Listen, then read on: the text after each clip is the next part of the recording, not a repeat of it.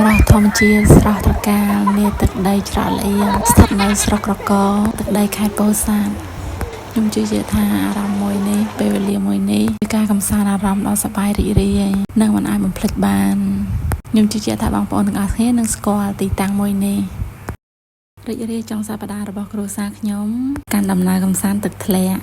ទោះជាមិនទាន់ទៅដល់ទីតាំងក៏យើងមានអារម្មណ៍ថាសប្បាយរីករាយនិងស្រឡះសមុខស្រឡះមាត់ខ្លាំងមែនតើហើយចំដាយឯបរិយាកាសក៏អំណោយផលសម្រាប់ការធ្វើដំណើររបស់ពួកយើងផងដែរពីទីរួមខេត្តពោធិ៍សាត់ទៅកាន់រមណីយដ្ឋានទឹកធ្លាក់ច្រកលៀងពេលមិនយូរប៉ុន្មានក៏ទៅដល់បងខ្ញុំក្មេងៗសប្បាយគ្រប់គ្នា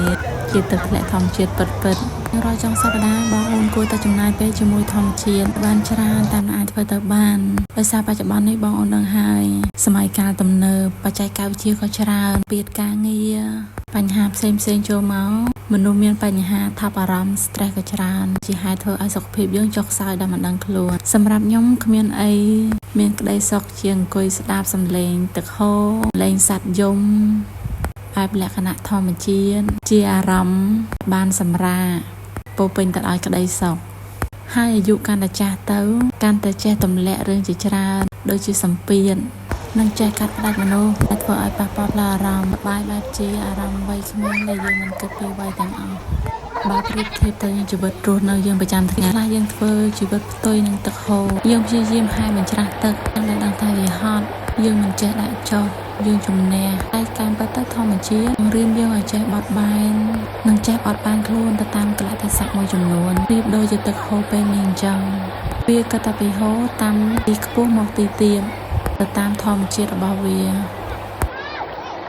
ដូច្នេះនេះចុងសប្តាហ៍នេះនាំអារម្មណ៍អ្នកទាំងអស់គ្នាមកស្ដាប់សំឡេងទឹកហូររំសាយអារម្មណ៍លំហែផ្លូវចិត្តជាបាលភាពស្មុគស្មាញជាមួយនឹងបរិយាកាសធម្មជាតិមួយវិញទៀតបងអូននៅនេះបរិយាកាសមិនត្រឹមតែល្អទេមានម្ហូបឆ្ងាញ់ជាច្រើនហើយតម្លៃក៏សមរម្យទៀតពិសេសកន្លែងទឹកហើយយើងក៏អាចឲ្យក្មេងៗលេងបានដែរសម្រាប់មនុស្សធំកន្លែងក្មេងរាក់មិនបារម្ភពីហានិភ័យរបស់គាត់អញ្ចឹងបងអូនទៅនេះអាចមកនៅទឹកដីច្រកលៀងនេះបានដែលជារមណីយដ្ឋានទឹកធ្លាក់មួយដ៏ពេញនិយមនាសម័យកាលបច្ចុប្បន្ន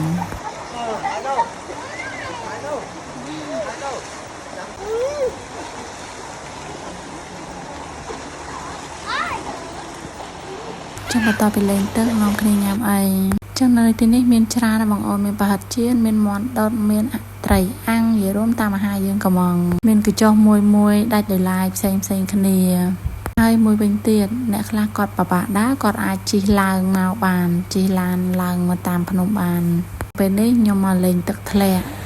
មើលតាទេសភាពទឹកគេក៏ស្អាតដែរទឹកធ្លាក់ហូរចាំបាច់ទៅណាឆ្ងាយនៅចិត្តតែអស់លុយតិចហើយអារម្មណ៍ស្រស់ស្រាយអារម្មណ៍រីករាយទៀត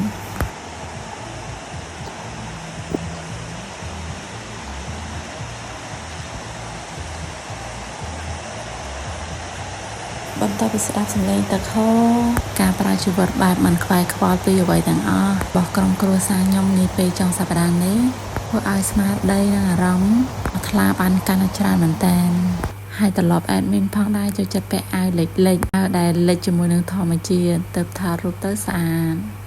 ដូច្នេះកុំសម្ពាធពេកត្រូវចាយត្រូវដើរត្រូវលេងធ្វើអ្វីដែលខ្លួនឯងចង់ធ្វើនៅចុងសប្តាហ៍